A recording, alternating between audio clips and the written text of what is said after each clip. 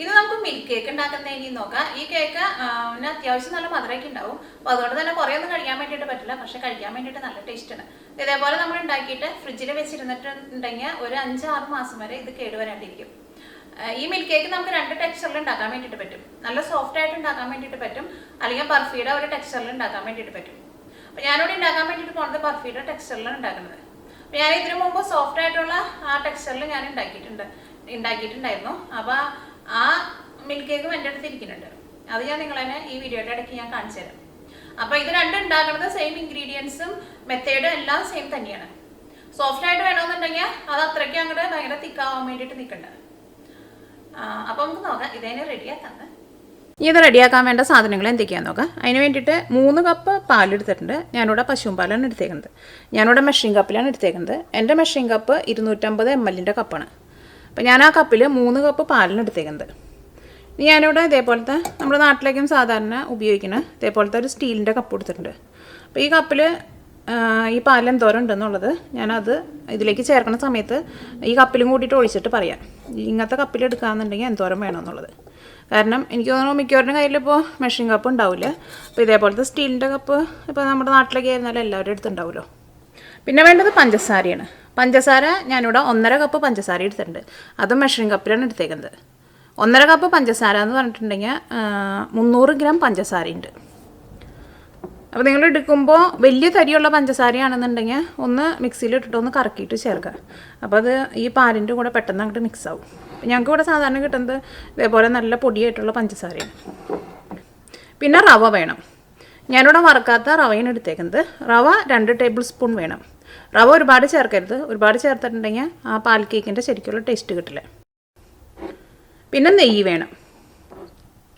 നെയ്യ് ഞാനിവിടെ 4 table spoon നെയ്യാണ് ചേർക്കാൻ വേണ്ടിയിട്ട് പോണത്. അപ്പോൾ എൻ്റെ അടുത്തിരിക്കുന്ന നെയ്യ് നല്ല കട്ടയായിട്ടുള്ള നെയ്യാണ്. അപ്പോൾ ഈ 4 ടേബിൾ സ്പൂൺ എന്ന് പറഞ്ഞിട്ട് ഞാൻ എടുക്കുന്നത് നല്ല കട്ടയായിട്ടുള്ള നെയ്യ്. അപ്പോൾ വെള്ളമായിട്ടുള്ള നെയ്യാണെന്നുണ്ടെങ്കിൽ അതിൻ്റെ അളവിൽ ചെറിയ വ്യത്യാസം ഉണ്ടാവും. അപ്പോൾ നിങ്ങൾ നെയ്യ് എടുക്കാൻ പോണതിന് മുമ്പ് ഒന്ന് ഫ്രിഡ്ജിൽ വെച്ചിട്ടുണ്ടെങ്കിൽ നെയ്യ് പെട്ടെന്ന് നമുക്ക് കട്ടയായി കിട്ടുമല്ലോ. അപ്പോൾ അങ്ങനെ കട്ടയായിട്ടുള്ള നെയ്യ് ചേർക്കുക. അപ്പോൾ നിങ്ങൾക്ക് കറക്റ്റ് അളവ് അറിയാൻ വേണ്ടിയിട്ട് പറ്റും. പിന്നെ ഏലക്കായ വേണം. ഞാനിവിടെ 10 ഏലക്കായ എടുത്തിട്ടുണ്ട്. ഇത് നന്നായിട്ടൊന്ന് പൊടിച്ചിട്ട് എടുക്കണം, അല്ലെങ്കിൽ ഏലക്കായ നമ്മുടെ ടേസ്റ്റിനനുസരിച്ചിട്ട് ചേർക്കാം. അപ്പോൾ നമുക്ക് ഈ പാല് കപ്പിൽ എന്തോരം ഉണ്ടെന്ന് നോക്കാം.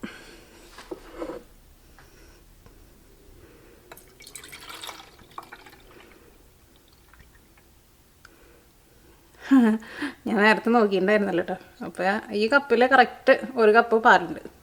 അപ്പോൾ ഇതേപോലത്തെ കപ്പിൽ നമ്മൾ അളവ് എടുക്കുകയെന്നുണ്ടെങ്കിൽ ഇങ്ങനത്തെ കപ്പ് ഒരു 3 കപ്പാണ് ഇങ്ങനത്തെ ഒരു കപ്പ്. അപ്പോൾ നിങ്ങൾക്ക് അളവ് കറക്റ്റായിട്ട് മനസ്സിലായിട്ടുണ്ടാകുന്ന വിചാരിക്കും. മെഷറിംഗ് കപ്പ് ഇല്ലെങ്കിൽ ഇതേപോലെ ഇങ്ങനെ കപ്പിലെടുക്കാം. ഇത് റെഡിയാക്കാൻ വേണ്ടിയിട്ട് ഒരു പാൻ വെച്ചിട്ട് ചൂടാക്കാം. അപ്പോൾ പാൻ നന്നായിട്ട് ചൂടായിട്ടുണ്ട്. ഇതിലേക്ക് 4 ടേബിൾ സ്പൂൺ നെയ്യ് ചേർക്കാം. 2 ടേബിൾ സ്പൂൺ റവ ചേർക്കാം.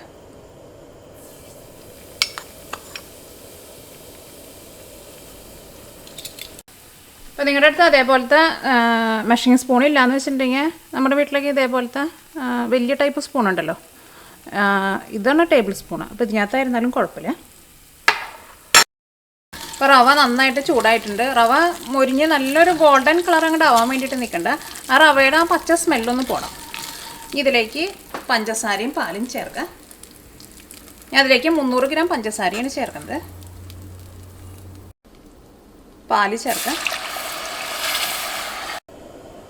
ഇതെല്ലാം കൂടിയിട്ട് നന്നായിട്ടൊന്ന് മിക്സ് ചെയ്യാം.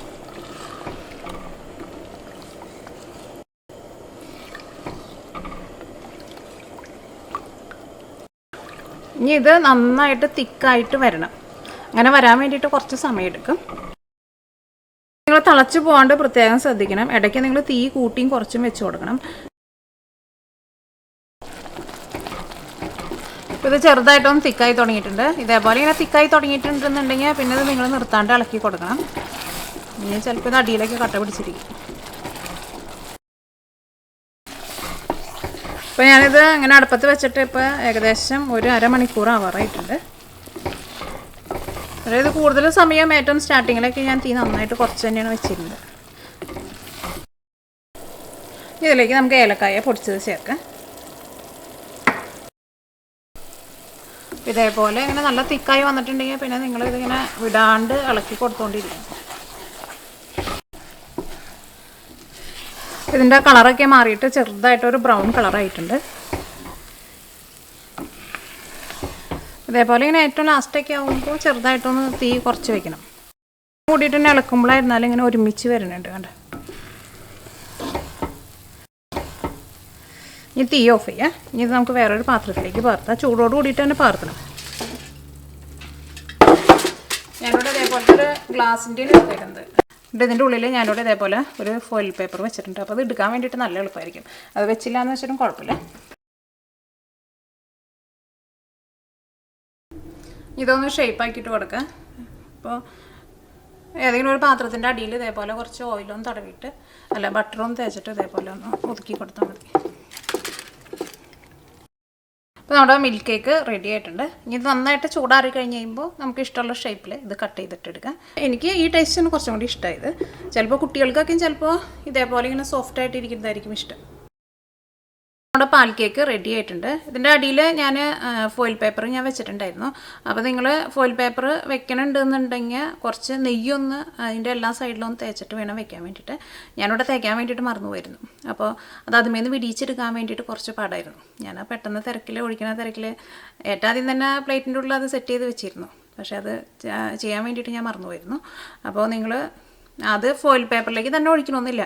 ഞാനിവിടെ അതേപോലത്തെ കറക്റ്റായിട്ട് കൊള്ളണ ഒരു പാത്രത്തിലേക്കാണല്ലോ ഒഴിച്ചത്. അപ്പോൾ നിങ്ങൾ കുറച്ച് വലിയൊരു പാത്രത്തിൽ ഒഴിച്ച് വെക്കാമെന്നുണ്ടെങ്കിൽ അത് കട്ട് ചെയ്തെടുക്കാൻ വേണ്ടിയിട്ട് കുറച്ചും കൂടി നല്ല എളുപ്പമായിരിക്കും.